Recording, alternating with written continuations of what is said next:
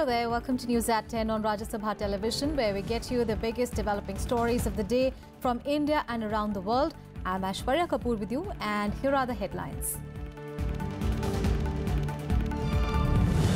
Terrorists in Kashmir on the run, says Defence Minister Arun Jaitley. Demonetization, NIA action on illegal funds have hit them hard. Big win for forces as 3 terrorists neutralized in Shopian.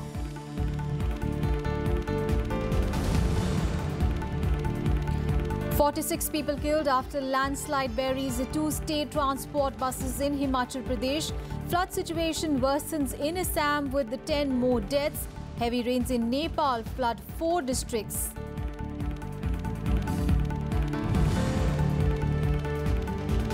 Centre sanctions 85 crore rupees for Regional Medical Research Centre in Gorkhas. Chief Minister Yogi Adityanath assures exemplary punishment for those responsible for children's deaths. 17 people killed after attack on restaurant in Burkina Faso's capital. Gunmen attacked Aziz Istanbul restaurant. Victims from nationalities. And India looks set for series whitewash against Sri Lanka. Force a follow-on after piling up 487 runs in the second test.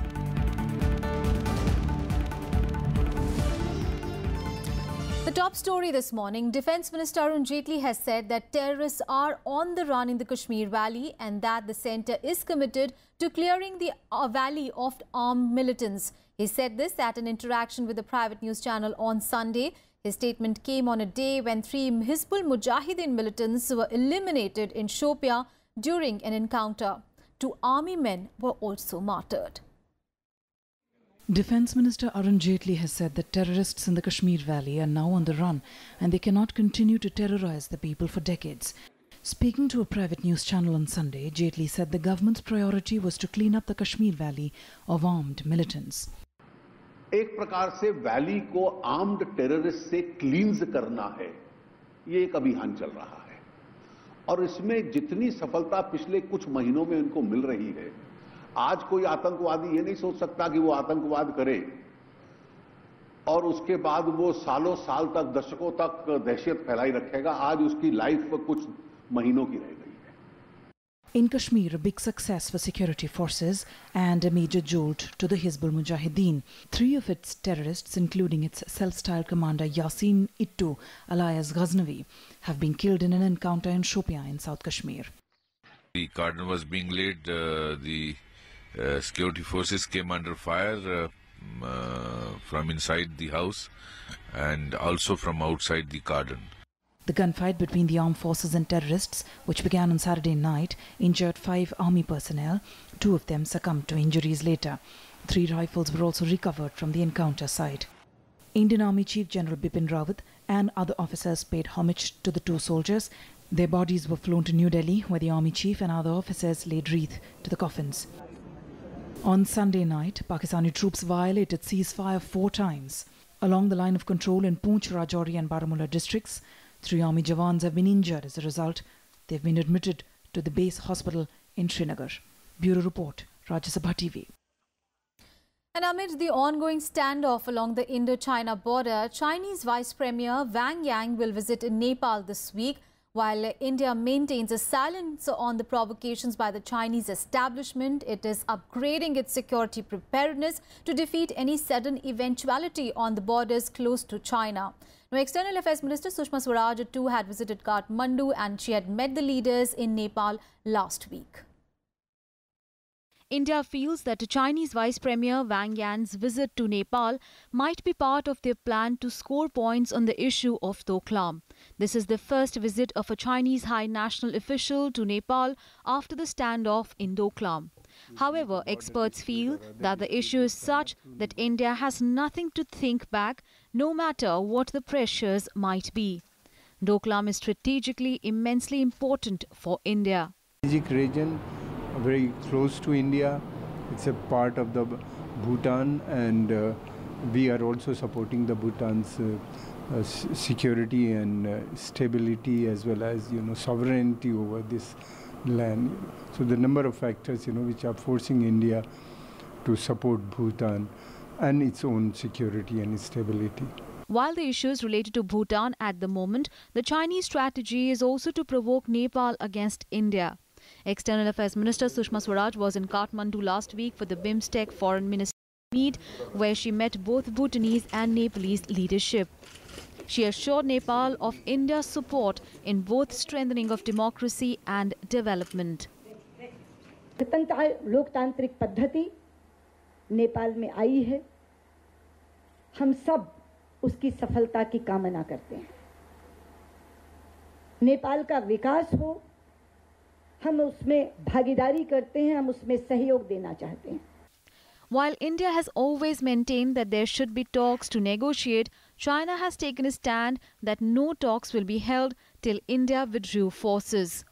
Union Minister Jitendra Singh had played down heightened rhetoric by Beijing, stating that India was fully equipped to face any challenge. India has finally conveyed that both the nations should withdraw together to resolve the issue and initiate talks. China has not responded on this proposal yet. This is Akhilesh Suman's report for Rajya Sabha TV. Now, Home Minister Rajnath Singh has appealed to the leaders of Gorkhaland statehood movement in Darjeeling to call off their agitation. The decision comes after a meeting chaired by Rajnath Singh with the leaders of the Gorkhaland Movement Coordination Committee in New Delhi yesterday. Singh has also requested the Gorkhas to end their ongoing hunger strike. He also urged the West Bengal government to initiate dialogue with the Gorkhaland movement leaders to resolve their demands. The shutdown enters the 61st day today, except medicine shops. All business establishments remain closed in the hills. Police and security forces are patrolling the streets in the hills and are keeping a vigil on the entry and exit routes. ये 60 दिन से जो बंद चल रहा है दार्जिलिंग में, उसके बाद ये आमरण अनशन बैठे हुए 24 दिन हो गया है।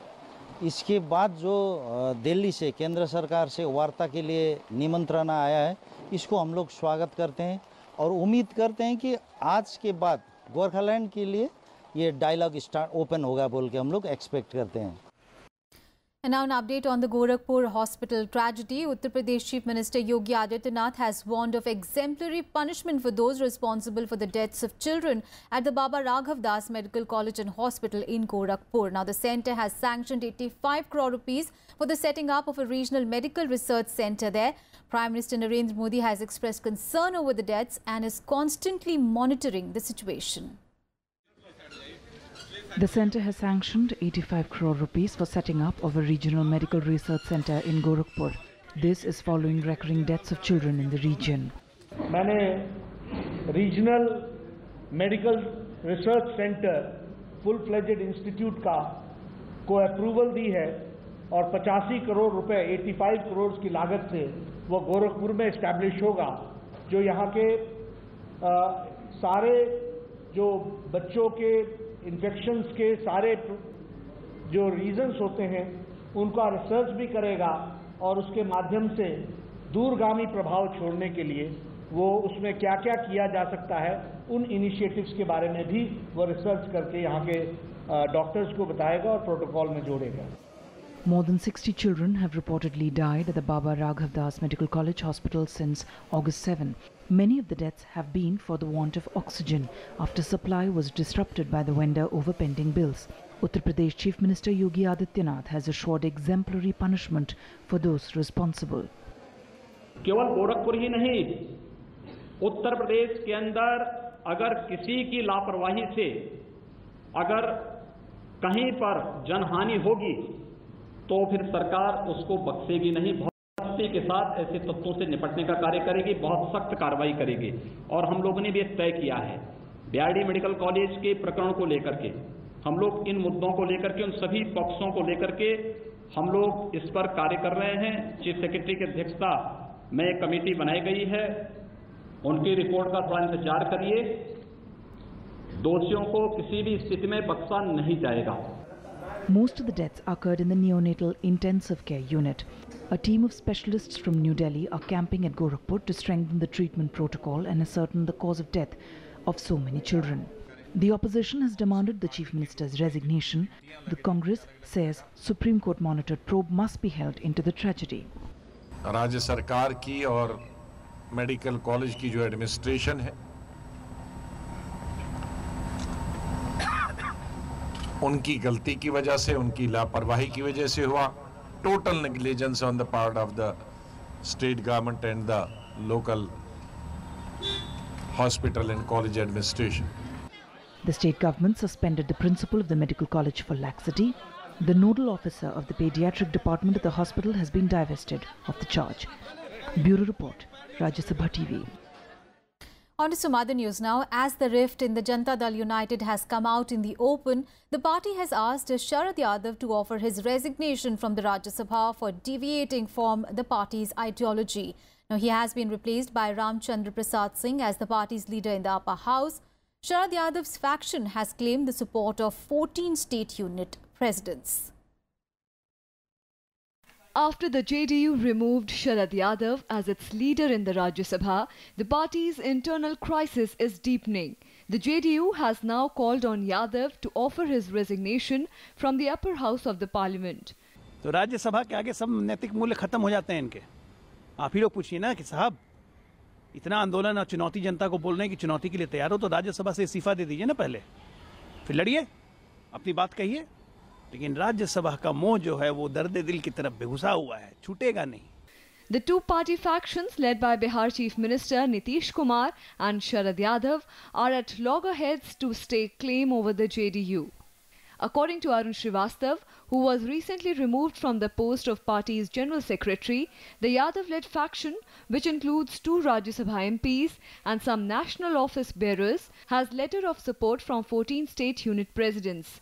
JDU leader Ali Anwar Ansari, who has been expelled from its parliamentary party, has said that Sharad Yadav has equal rights over the party. जनता का जनता दल है, जनता के जनता दल से तो कोई नहीं हटा सकता. तो हम लोग हैं, जनता के बीच जाएंगे. और देखिए, एक व्यक्ति का सवाल नहीं है, एक राज्य का भी सवाल नहीं है, एक अली अनवर का, एक शरद यादव जी का सवाल नहीं है, ये सवाल देश का. The upheaval in the JDU began after Nitish Kumar decided to part ways with the Mahagathbandhan of the RJD and the Congress and join hands with the BJP. Sharad Yadav अपने सिद्धांत असूल पर स्टैंड पर कायम है. नीतीश कुमार नहीं रहे, जदयू के वही पका नेता है. पार्टी के पॉलिसी के खिलाफ में काम कर रहा है या अनुशासन को भंग कर रहा है तो उसके खिलाफ में कार्रवाई करने का अधिकार है. और उसी के तहत नीतीश जी ने जो है वो फैसला लिया है. The JDU has replaced Sharad Yadav with RCP Singh as the leader of the house in the Rajya Sabha. The party will be holding a national executive meeting in Patna on 19th of August to decide the future course of action.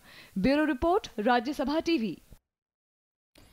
President Ram Nath Kovind will address the nation at 7 p.m. today on the eve of India's 71st Independence Day. And this is his first address to the nation after assuming charge. The address will be broadcast on the entire national network of All India Radio and telecast over all channels of Doordarshan in Hindi, followed by English. Broadcast of the address in Hindi and English on Doordarshan will be followed by broadcast in regional languages by regional channels of Doordarshan. AIR will broadcast regional language versions from 8 p.m. onwards on its respective regional networks. In News at 10, we'll take a very short break. We'll be back with more news. Stay with us.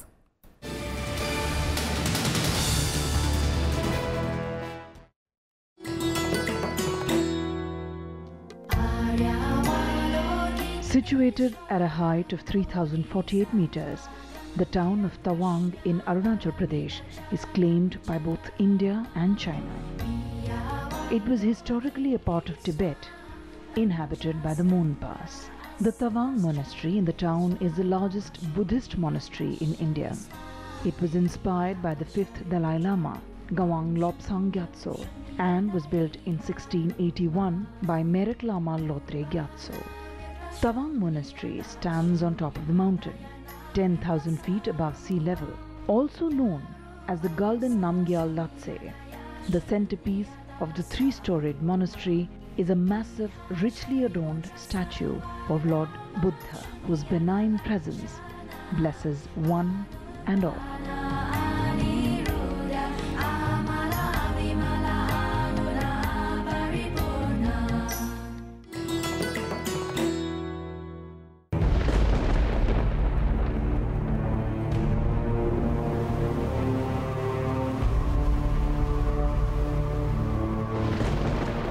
This is Kibutu in Arunachal Pradesh, East Point East on the map of India.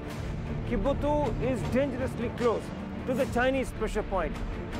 We see first-hand and unseen areas of sand dunes and see how BSF is guarding this difficult territory along the Indo-Pak borderline.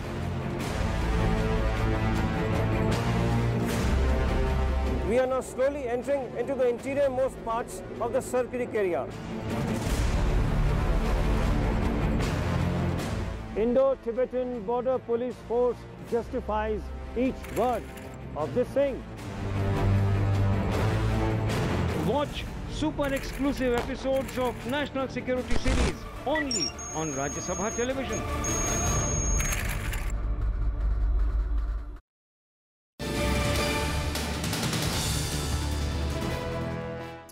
And now an update on the flood situation across various states of the country. At least 46 people have been killed and many others injured after 2 buses of the Himachal Road Transport Corporation were buried under a massive landslide in Kotropi in Mandi on Sunday. On the other hand, in Assam, the flood situation has worsened with 10 more deaths being reported. Nearly 22.5 lakh people in the state are affected. At least 46 people have been killed and many injured after 2 buses of Himachal Road Transport Corporation were buried under a massive landslide at Kotrupi in Mandi on Sunday. The toll is expected to rise. Rescue teams of Army, NDRF and police are working to retrieve bodies from the debris. Chief Minister Veerbhadra Singh visited the spot and directed authorities for intensifying rescue and relief work. Prime Minister Narendra Modi, in a tweet, expressed grief over the deaths in the landslide.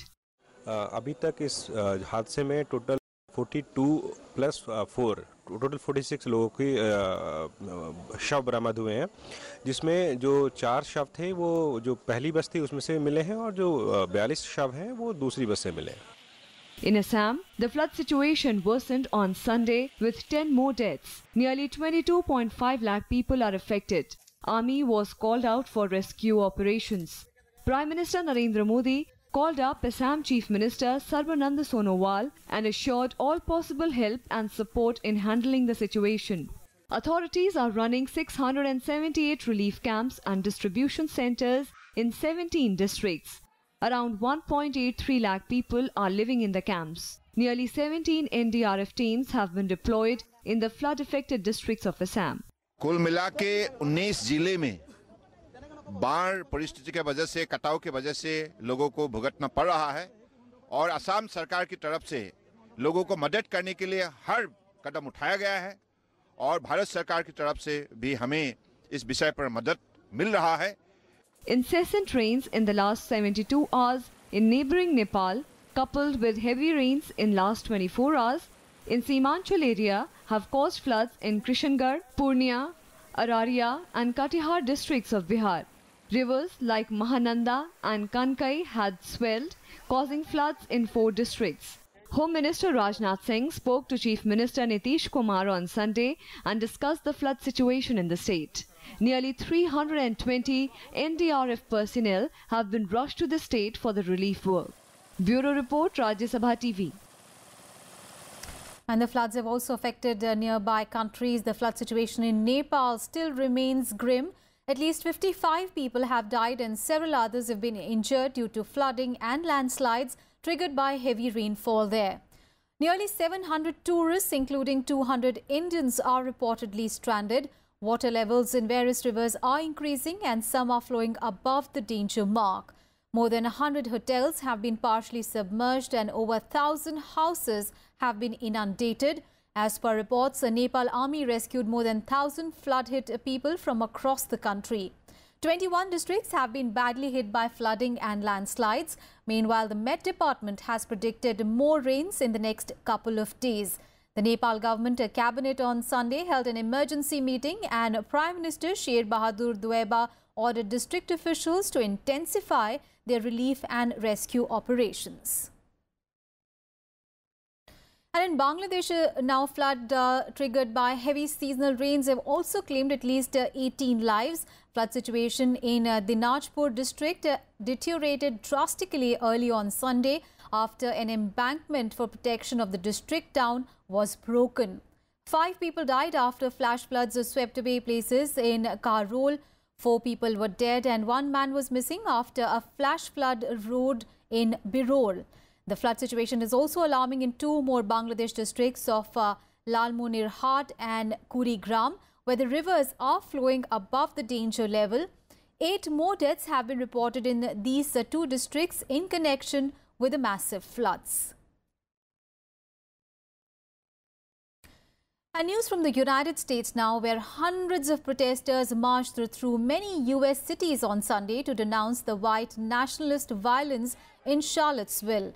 While most of the marches were peaceful, in Seattle, police had to use a pepper spray to stop anti-fascist protesters from approaching a pro-Trump rally. The protest came after a woman was killed on Saturday when a car rammed into a crowd protesting against the rally in Charlottesville. Separately, a rally organizer was chased away by protesters as he tried to give a press conference on Sunday. 19 people were injured in the car ramming incident and another 15 people were wounded in separate clashes related to the march. Meanwhile, the White House has defended US President Donald Trump's reaction to the deadly violence. This after critics said that Trump did not explicitly condemn the white extremist groups who were involved in the rally. More news from the United States, where senior national security officials said on Sunday that a military confrontation with North Korea is not imminent, but they cautioned that the possibility of war is greater than it was a decade ago. CIA Director Mike Pompeo and Army Lieutenant General H.R. McMaster, President Trump's national security advisor, tried to provide assurances that a conflict is avoidable, while also supporting Trump's tough talk. They said that the United States and its allies can no longer afford to stand by as North Korea pushes ahead with the development of a nuclear-tipped ICBM. The 2 officials said that the US was pursuing a very determined diplomatic effort coupled with new financial sanctions to dissuade North Korean leader Kim Jong-un from further provocations. The developments come after Donald Trump made fresh threats against North Korea on Friday, warning Kim that he will regret it fast if he takes any action against US territories or its allies.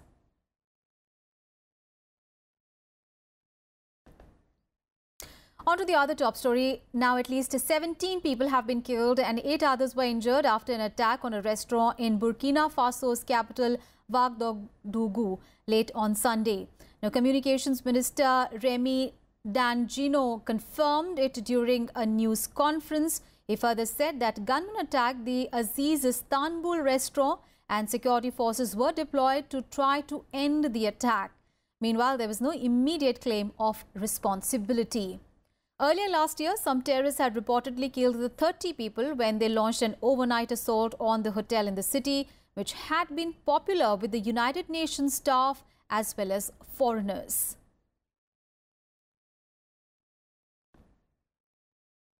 On a fini de manger, maintenant on sortait pour attendre le chauffeur pour qu'il vienne nous chercher. Maintenant quand on s'assied sur la terre, on a entendu les coups là et puis moi je n'ai plus rien vu. Moi je n'ai rien vu. Et au début nous avons pensé à un braquage, mais il va sans dire que c'est au-delà de cela. Et ceux qui sont sortis, qui nous donnaient les informations selon lesquelles on les a dépouillés et puis les faire sortir. Et par après, nous on a vu les informations, on a vu ce qui se passe sur le terrain.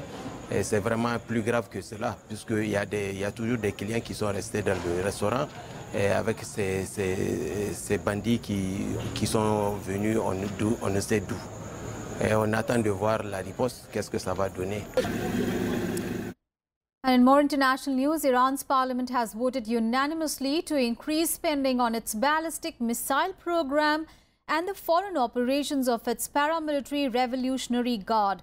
The vote saves up public anger in Iran over US President Donald Trump's constant threats to renegotiate or abandon the nuclear deal which was struck by world powers under his predecessor. While lawmakers stress the bill would not violate that agreement, it ensures those both at home and abroad know that Iran will continue confronting America either in the Persian Gulf or legislatively. The bill now heads to an oversight committee called the Guardian Council, which is expected to approve it. The bill also imposes financial sanctions as well as a visa and a travel ban on US military and security organizations and their commanders who have provided assistance to terrorists in the region.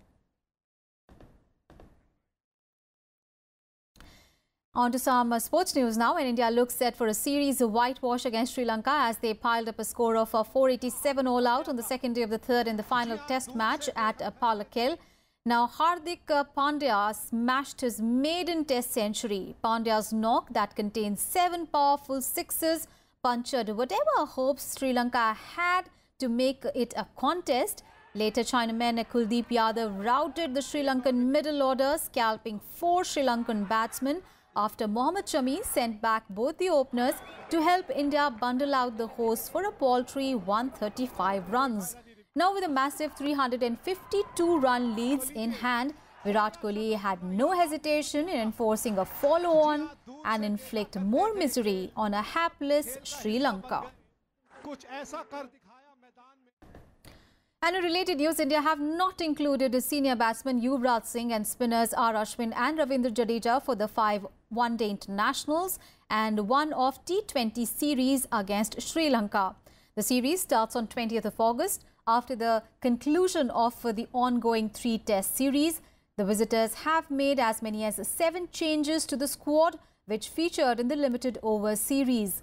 There is no reserve wicketkeeper in the squad, and the seam bowling duties will be shared between Bhuvneshwar Kumar, Jasprit Bumrah and Shardul Thakur. Umesh Yadav and Mohammad Shami, who are part of the test set up in the ongoing series, have not been included for the one-day internationals.